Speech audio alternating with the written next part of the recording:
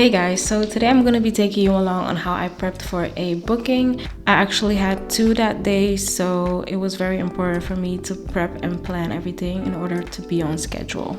So the Sunday before, I actually decided to cut all of my vinyl and just get that out of the way in advance. And then on Wednesday, I went ahead and sorted all of the balloons that I needed for those two bookings, and I put them in my little separate work baskets. I also went ahead and picked up all of my marquee numbers. I had two for each booking, so I just wanted to get that out of the way also, so I had more time for the rest of the prep.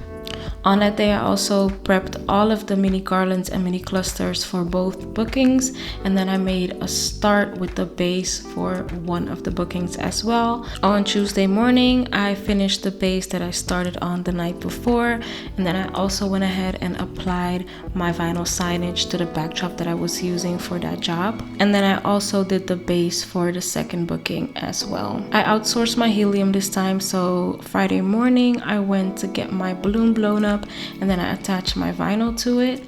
And then all that was left to do was fill up the bus for the first booking. That was from 1 to 2:30, and then the second one was officially my last 1 hour setup from 5 to 6.